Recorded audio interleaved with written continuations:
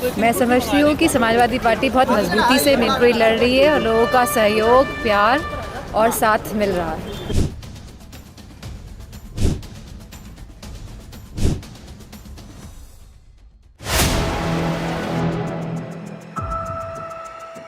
नमस्कार, आप देख रहे हैं 4 PM न्यूज नेटवर्क में। हूँ आपके साथ आयुष मिश्रा। लोकसभा चुनाव की तारीखों के ऐलान के बाद से सियासी दलों ने चुनाव प्रचार को धार देना शुरू कर दिया है। इसी बीच सपा की नेता डिंपल यादव भी मैनपुरी में जोर शोर से चुनावी प्रचार में जुटी हुई हैं। वहीं दूसरी तरफ चुनाव के बीच मुलायम सिंह यादव की छोटी बहू और भाजपा नेता अपर्णा यादव ने भी सीएम योगी से मुलाकात की है, जिसके बाद से अपर्णा यादव के मैनपुरी से चुनाव लड़ने की अटकलें लगने लगी हैं। खबर तो यह है कि मैनपुरी से भाजपा ने यादव परिवार की सदस्य को ही चुनाव मैदान में उतारने का फैसला किया है। वहीं अपर्णा यादव भी मैनपुरी से चुनाव मैदान में उतरने के लिए तैयार बताई जा रही हैं। वैसे हाल ही में अपर्णा यादव ने भाजपा के कई बड़े नेताओं से मुलाकात की थी, जिसकी तस्वीरें भी उन्होंने शेयर की थी। वैसे ये कोई पहला मौका नहीं है जब अपर्णा यादव के मैनपुरी से चुनाव लड़ने की बात हो रही है। मुलायम सिंह यादव के निधन के बाद मैनपुरी सीट पर हुए उपचुनाव में भी अपर्णा यादव के लड़ने की बात हुई थी। उस वक्त अपर्णा यादव ने इसे सिरे से खारिज कर दिया था। अब एक बार फिर से अटकलों का बाजार गर्म है। वहीं जब इसको लेकर डिंपल यादव से सवाल किया गया तो उन्होंने देखिए क्या कुछ कहा है। मुझे इस बात का संज्ञान नहीं है क्योंकि मैं क्षेत्र में हूँ और अगर पहले भी मिली है कई बार और अभी भी मिल रही है तो इसमें कोई रोक टोक तो है नहीं, कोई भी किसी से भी मिल सकता है।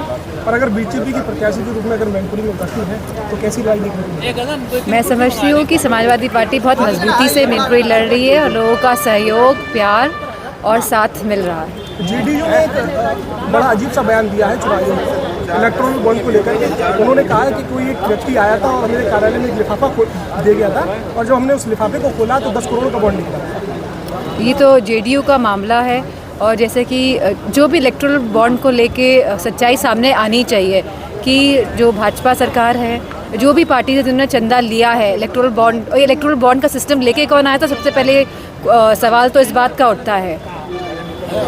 समाजवादी पार्टी का सुनने में आ रहा है, सूत्र बता रहे हैं, समाजवादी पार्टी के नेता भी कह रहे हैं कि भारतीय जनता पार्टी से मैनपुरी सीट को लेकर पैक्ट हो गया कि कोई प्रत्याशी नहीं उतारा है। क्या कहेंगे? किसके साथ पैक्ट हो गया? बीजेपी का मैनपुरी से सीट पे प्रत्याशी न उतारना समाजवादी पार्टी के नेताओं ने बयान दिया। मैं क्या बोलूँ इसमें, तो मतलब क्या अंदर ऐसी बात है? ऐसी बात कैसे हो सकती है? मैनपुरी सदर विधायक कैबिनेट मंत्री जयवीर सिंह ने एक अपने इंटरव्यू में कहा भी है कि जीतेगी तो समाजवादी पार्टी। कही तो है, क्या ही है, क्या अंदाज वो कभी कभी जो अंदर का जो अनुभव होता है वो जुबान पे आ जाता है। तो मैं समझती जो बात नहीं बोलना चाहते थे वो बोल गए। राहुल गांधी ने कहा है कि राजा की जान तोते में थी, उसी तरीके से राजा की जान ईवीएम में। किस तरीके से देखती हैं? ईवीएम को लेकर के चिंता जाहिर की है। नहीं, ईवीएम में लोगों में बहुत असमंजस है। बहुत सारे लोग लगातार बीते चुनाव में बात बोलता है हमने वोट तो इस पार्टी को दिया लेकिन हमारा वोट निकला नहीं है।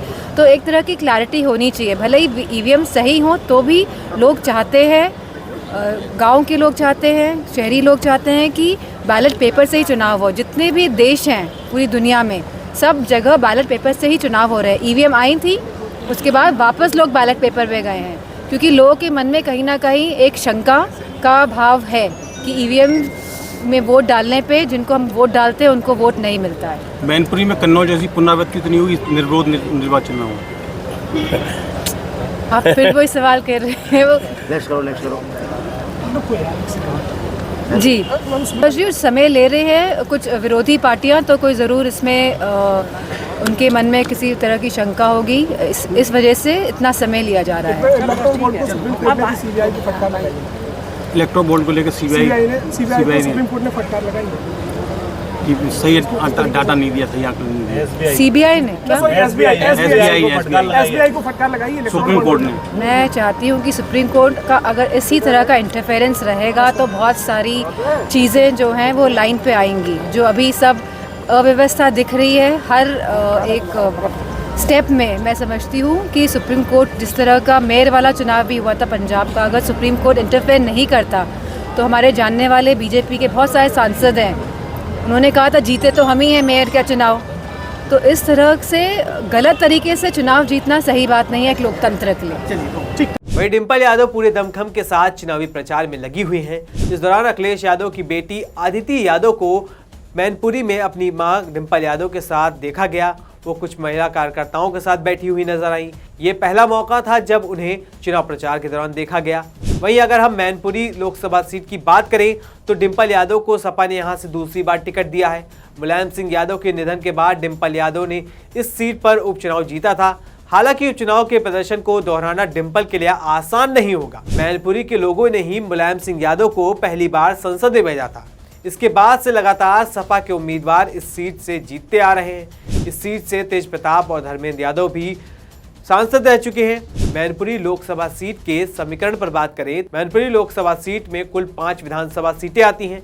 मैनपुरी, करहल, किशनी, भोगाव और जसवंत नगर। 2011 की जनगणना के अनुसार मैनपुरी जिले में 93% हिंदू आबादी है। यहाँ यादव वोट निर्णायक भूमिका में है। 2019 में यहाँ पर 17,20,000 मतदाता थे। यूपी में मुस्लिम और यादव समुदाय को सपा का पारंपरिक वोटर माना जाता रहा है। इस सीट पर मुस्लिम वोटरों की संख्या कम है। हालांकि यादव वोट बैंक और मुलायम सिंह यादव के प्रभाव के चलते 2 दशक से इस सीट पर सपा का कब्जा रहा है। अब ऐसी खबरें निकल के सामने आ रही हैं कि भाजपा अपर्णा यादव को मैनपुरी लोकसभा सीट से डिंपल यादव के खिलाफ चुनावी मैदान में उतार सकती है। अगर ऐसा होता है तो मैनपुरी में देवरानी वर्सेस जेठानी का मुकाबला देखने को मिल सकता है। तो देखना होगा क्या कुछ होता है। तब तक के लिए बने रहिए 4PM के साथ। इस खबर में बस इतना ही। धन्यवाद।